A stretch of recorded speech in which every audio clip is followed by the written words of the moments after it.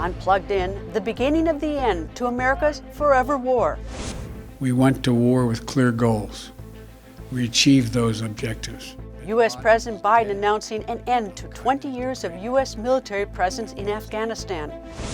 Foreign policy is an imperfect process, and after 20 years, I think an honest assessment has to be made. The impact on foreign policy, counterterrorism, and human rights. On Plugged In, U.S. Pullout from Afghanistan. Hello and welcome to Plugged In. I'm Greta Van Susteren, reporting from Washington, D.C.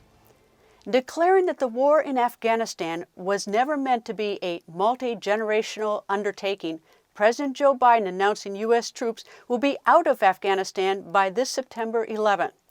That's the date of the 20th anniversary of the attacks on the U.S. that triggered the war. President Biden's decision comes weeks before a withdrawal deadline of May 1st, negotiated in 2020 between the Taliban and the Trump administration. A Taliban spokesman warning, problems will certainly be compounded after May 1st for foreign forces still in their country. The timing of the pullout has received mixed reviews in Congress and elsewhere. Some have concerns that the U.S. exit will lead to the collapse of the Kabul government and jeopardize progress in health, education, and women's rights. VOA senior diplomatic correspondent Cindy Saine begins our coverage of the U.S. pullout from Afghanistan. Secretary of State Antony Blinken arrived in Kabul with one central message for the Afghan people. The United States is not abandoning the country. We have a partnership that is changing but enduring. His visit came one day after President Joe Biden announced all U.S. troops will leave Afghanistan before the 20th anniversary of the September 11th attacks. Afghan National Reconciliation Head Abdullah Abdullah asked for continued U.S. support. Decision about the moving to the next phase, into the next chapter, we respect that. But at the same time, thank you for your continued commitment in support of peace. Afghan women leaders worry their 2 decades of hard-won gains in women's rights will be lost and are calling for regional and international guarantees. Of course, women's rights, those rights that Afghan women want in their framework of Islam, would be 100% threatened. Secretary Blinken addressed the issue while in Kabul. We'll continue to support civil society and to advocate for equal rights for women, including their meaningful participation in the ongoing negotiations and their equal representation throughout society. There are also concerns about even greater violence in the war-torn country, say experts such as former U.S. Special Representative for Afghanistan, Richard Olson. And I think it is likely that Afghanistan will be going into a period of intensified conflict. It is my hope, and I believe this will be the U.S. policy as well, that the U.S. will continue to support the government of Afghanistan, principally through financial means. Secretary Blinken said Thursday the only path forward to a lasting end to Afghanistan's conflict is through negotiations, a political agreement, and compromise. Cindy Saine, VOA News. In the 20 years, more than 775,000 individual U.S. servicemen and women made at least one deployment to Afghanistan. The war cost the United States more than $1 trillion. And despite all the events that dot the timeline of the past 20 years, it is the size of the numbers that stands out. Since Operation Enduring Freedom dropped its first bombs on Taliban targets in 2001, U.S. troop deployments surged to nearly 100,000 at their peak in 2011 and drawn down to its current 3,500. Afghanistan ratified a constitution. Elections were held and presidential power transferred peacefully. Peace talks broke off and then persevered. Plans were projected and reversed. Modernization brought electricity and education, particularly to Afghanistan's girls. Osama bin Laden was found and killed in nearby Pakistan. Yet suicide attacks persisted, while improvised explosive devices maimed and killed. After 2 decades of war in Afghanistan, what has endured is the war's human cost. More than 2,300 American troops killed and another 1,000 from allied countries. More than 60,000 Afghanistan security forces have been killed, and the number of Afghan civilians killed or injured is well beyond 100,000. Also enduring, the Taliban. 20 years ago, it was harboring al-Qaeda plotting the September 11th attacks on the United States. Now the Taliban's resiliency is the big challenge facing a democratic Afghanistan beyond the September 11th. Hours after the announcement, President Biden visited Arlington National Cemetery's Section 60. That's where veterans of the Afghanistan and Iraq wars are buried. The U.S. Special Operations Command, which oversaw many of the U.S. missions in Afghanistan, released a letter recognizing the significant sacrifice made by so many. The letter mentioned uniformed service members, government civilians, contractors, and their loved ones, but most of all, the Gold Star families. Once a decision is made to commit U.S. forces to war or to withdraw from war, executing the mission is the responsibility of the Defense Secretary. Chuck Hagel filled that post under President Obama from 2013 to 2015. We talked about ending America's longest war and the continuing battle against terrorism. Well, there are national security implications. There are risks, but there are risks to every decision and every non-decision. Foreign policy is an imperfect process. And after 20 years, I think an honest assessment has to be made. I don't think we can continue this as a status quo project. It's not status quo. Afghanistan situation today is totally different than it was 20 years ago in 2001. The dynamics in world affairs, the risks around the world are different. Everything is different. And I think what President Biden has done is come up with a responsible way to end our longest war and do it with our interest, certainly, the interest of the Afghan people and our allies. We've got to remember that, we've had for 20 years a lot of allies serve and die there. We've had over 40 countries serve there. The people of Afghanistan deserve our consideration in every way, but we can't continue the way we are. So yes, there are risks. I'm convinced, though, that the risk of moving in a different direction in Afghanistan are worth it, because ISIS, for example, al-Qaeda, the terrorists, the reason we went into Afghanistan, they're now all over. They're all over North Africa. They're all over the Middle East. It isn't just Afghanistan. It's a different place now. So I support the president's decision.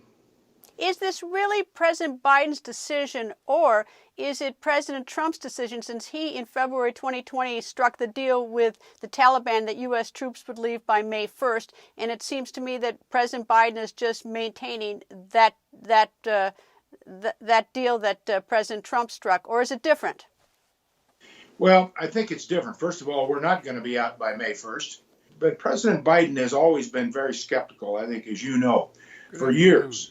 About, first of all, what is our mission in Afghanistan? It's never been clearly defined. When I was in the Senate on the Foreign Relations Committee, Intelligence Committees, we would ask the question, what are we doing? This nation building? Define victory. When do we win? What's the exit strategy? We never could get any answers. So it's been pretty murky and unclear as to why we were there. Not at the beginning, but why we continued to stay. And the Afghan people became totally dependent on us. We spent $2.5 trillion there. And actually, it's in worse shape today. Taliban control more property today, more land than ever before, more poppy production, more corruption in government. So Biden has been consistent with his questioning of our long-term commitment to Afghanistan. It wasn't just because of the Trump decision. Well, you've served in the military, you've served in the Senate, you've been Secretary of Defense, you've had all the experiences. Why, when the U.S. went into Afghanistan in 2001, was the mission not defined? And why were we unable to, at least at that time, look at some sort of exit strategy? Because certainly we'd seen in history other wars that the U.S. had been involved in, and when we hadn't sorted that out, they dragged on long. Well, you're right. And as you know, I was in one of those wars in Vietnam. But I think the mistakes the United States has made over the past, certainly 50 years and beyond, mistakes that we make are we get into situations, we lead with the military, first of all, and that's the wrong way. You can't lead with your military. There's always has to be, and it's certainly always at the end, a diplomatic solution. The military supports that diplomatic strategic objective and the strategy, but it has to be diplomatic. The military can't lead it. You put the military in a very impossible situation. The military can't turn the economy around in Afghanistan, the government around, security around, and so on. So I think that's part of it. Second, we never understood the history. Never understood the history. The cultural, the tribal differences in Afghanistan. It has never been governed by a central government. Never. The Soviets driven out, the British driven out, Alexander the Great driven out. Now, that's not a reason it can't be a democracy, but I don't think we ever understood Afghanistan at all. We didn't understand Vietnam. We really didn't understand Iraq. So when we take that approach and go in head first without really understanding what we're getting into, and then not going through a series of questions, what happens next, ultimately, what's the exit strategy, then it's headed for a bad end. Can we be optimistic that Afghanistan, not that it's necessarily our responsibility, except for the fact if you want to say, if we broke something, we got to fix it, but can you be optimistic they have a bright future? Well, I'm just naturally optimistic, but I'm also very much of a realist. And asking me that question today, and I've thought about that question a lot, based on the decisions that Trump made last year, Biden made here recently. Yes, I'm optimistic. I don't think you're going to roll all that back. I just don't think the people of Afghanistan are going to allow that. There will be areas of Afghanistan that we've really not touched, some of the most remote areas that haven't changed much in the last 20 years, haven't changed much in the last 200 years. But I think the overall success in women's rights overall in the country, education opportunities, I don't think that's going to all be lost. I just don't, because I think the people themselves have seen what can be done and how it benefits them in so many ways, culturally and every way. It's interesting to look at President Biden's cabinet's response. Secretary of State Blinken said, "No military solution to Afghan conflict." That's what his comments about it. CIA Director Burns says, upon withdrawal, the U.S. government's ability to collect and act on terrorism will be diminished. Your thoughts? Well, what Bill Burns' point is, the reality is, yes, it will be diminished because we won't have thousands of troops there and thousands of allied troops there maintaining outposts and maintaining air power and with the platforms we have. So, yes, it will be diminished, but will it be diminished to a point where we don't have good intelligence anymore or sufficient intelligence for our efforts? That remains to be seen, but I don't think so. Well, I hope we've learned something from our past experiences as we move forward. Well, I do too, Greta. We must, and I think we will. It's been a terribly expensive 20 years for this country in the lives that were lost. Both Iraqi civilians and Afghan civilians, as well as American lives, our allies' lives, huge sums of money spent. I hope we can learn from this and build on what good we did do, and that we can move on. But that's the story of history. That's why we need to read history to try to learn. There is a consistency over the past 20 years. U.S. officials have said any decision to leave Afghanistan would be made in consultation with NATO allies. September 11th is set as the target date for a full military withdrawal. And now The process of sending 10,000 troops back to their homelands is getting underway. From London, here's VOA's Henry Ridgwell. Britain has 750 troops in Afghanistan, part of the NATO mission to train Afghan forces. Within months, those Afghan forces will be on their own.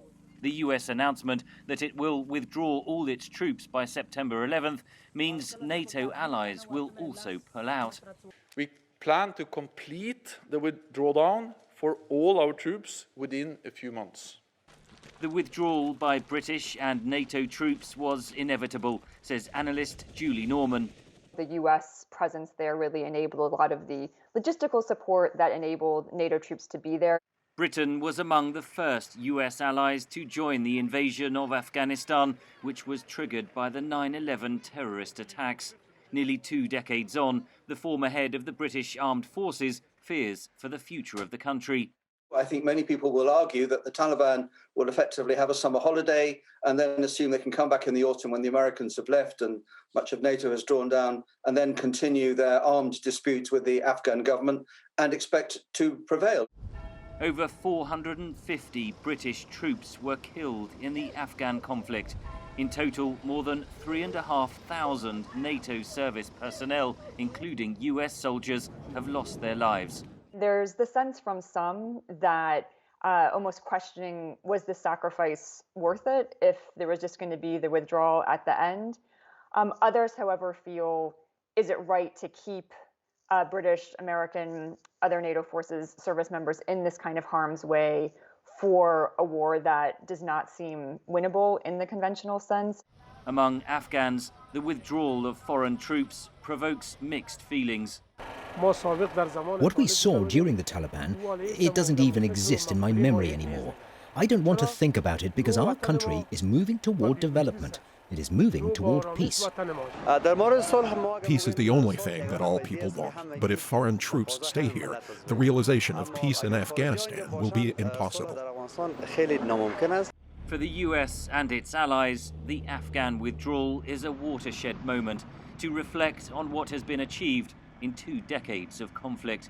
For Afghanistan, the fight for democracy and freedom is far from over. Henry Ridgwell for VOA News, London. America's exit from Afghanistan will have ramifications throughout the region. More on the reaction from VOA's Arash Arabasadi.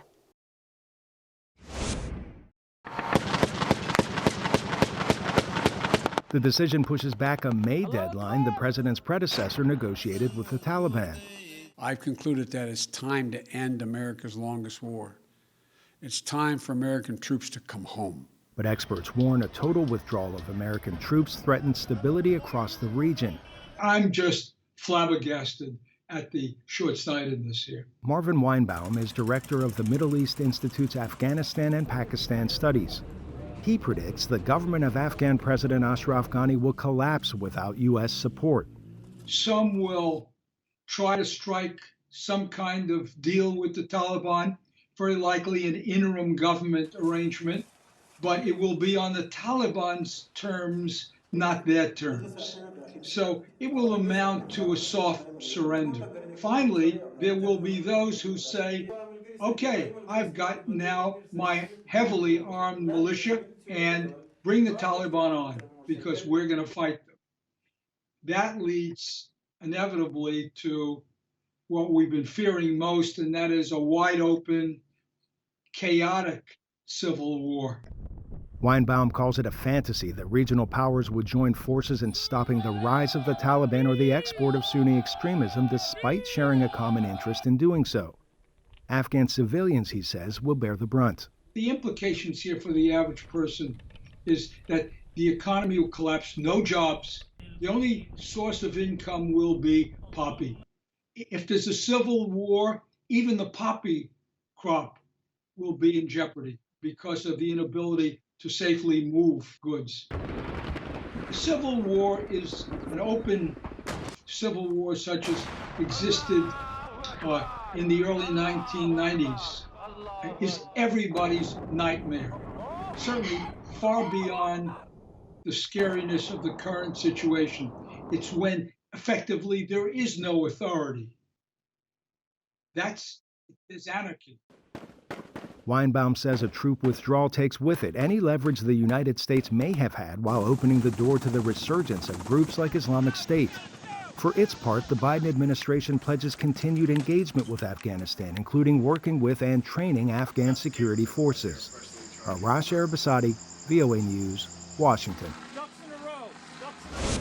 What happens after the U.S. leaves Afghanistan will have a major impact. The impact will be felt on the Afghan people, their government, and other geopolitical players in the region. Laurel Miller is a former acting special representative for Afghanistan and Pakistan at the U.S. State Department. We spoke earlier about the diplomatic implications of the U.S. troop pullout from Afghanistan. I think we're going to see the U.S. trying, as President Biden and other officials said they were going to do, to continue efforts to get a peace process for Afghanistan launched, to continue efforts to work with countries in Afghanistan's region toward that end. But I have to say the chances of that effort succeeding are pretty low. And that's partly because of the troop withdrawal and the way that that lessens American stakes in the region and therefore American influence in Afghanistan.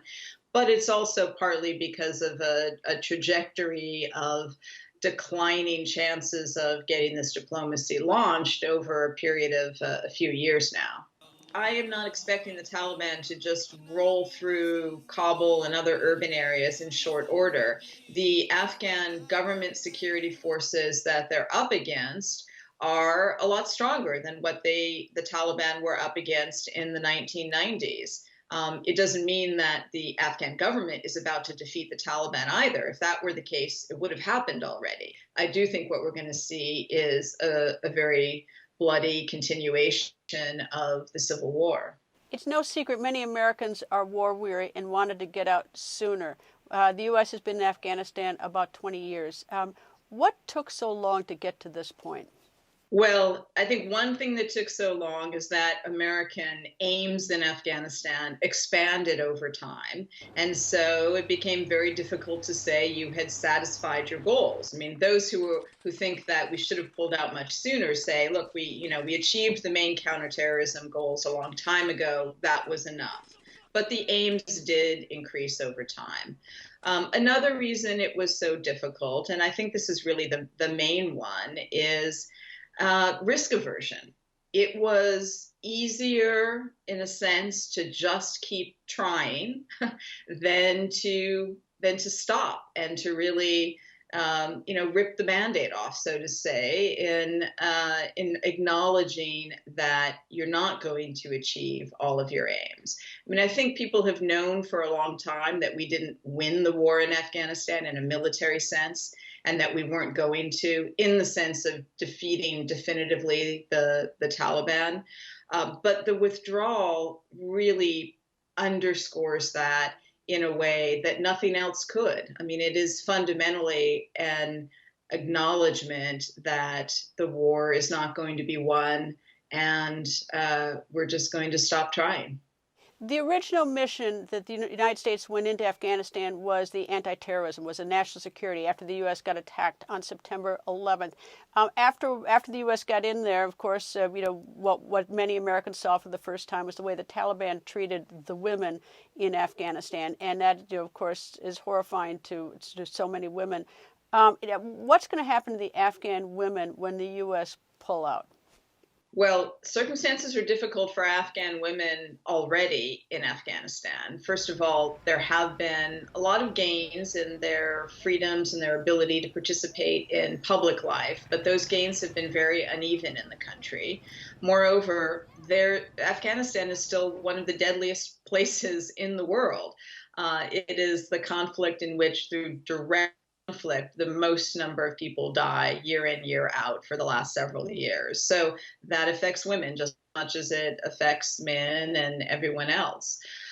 So the circumstances are difficult now. There is certainly a possibility that in areas where the Taliban gain strength. I would say even a probability that in areas where the Taliban gain strength, there will be return to significant constraints on the ability of women to enjoy the kinds of freedoms that they have had in recent years.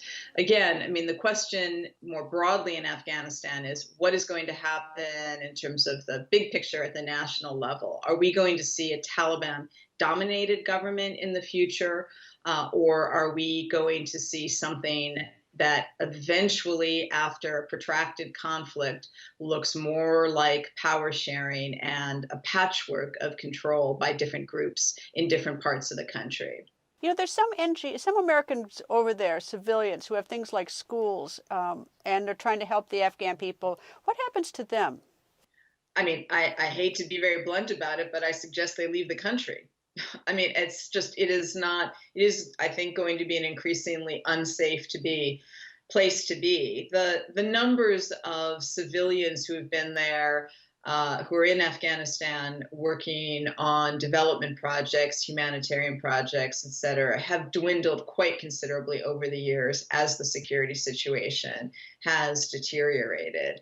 So the number of foreigners overall who are in Afghanistan, not only Americans, is not nearly what it was at the height of American involvement there 10 years ago.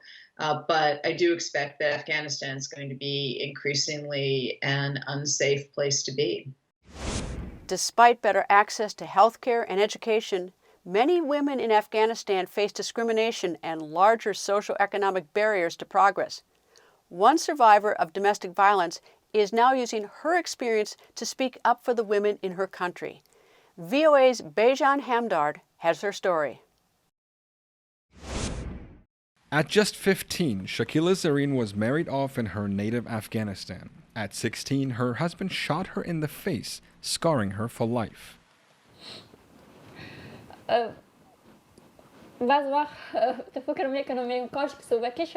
Sometimes I wish to wake up to see a miracle that my face has been fixed. But when I wake up, this miracle isn't there. But she did not stop fighting for safety, freedom, and a better life. In 2013, Zareen was granted asylum in Canada, where she fulfilled a dream. I was stopped from going to school. But after getting asylum in Canada, I got my dream of going back to school. On the first day of school, when I sat next to my classmates, I cried. However, that was tears of joy. Canada's Prime Minister Justin Trudeau met Zareen and promised his full support.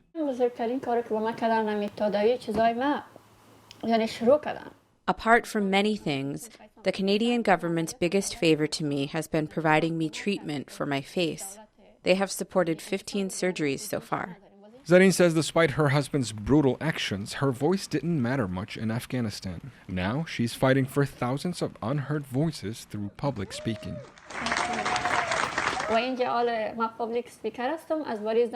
Here in Canada, I'm a public speaker. I demand justice for those women facing violence, and I tell the painful story of my life and other Afghan women's lives who suffered like me to the whole world. Zareen has the backing of groups who are also fighting against domestic violence. We gave her some support in how to prepare for a presentation, and she's become very active in that area. She's very fearlessly telling her story, not only in Canada, but in countries around the world, talking about the issue of violence against women and the impact it had in her own life. Zareen says communities must unite to combat this global problem.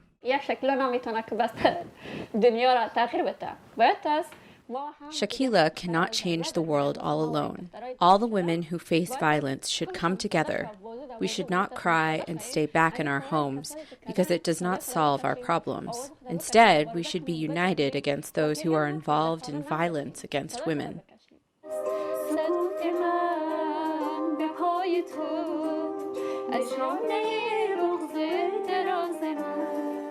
For Noshaba Ashna in Vancouver, Canada, Bejan Hamdard, VOA News.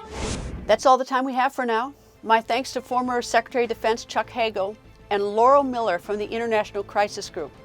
And stay up to date with the latest news at voanews.com. And do follow me on Twitter @Greta.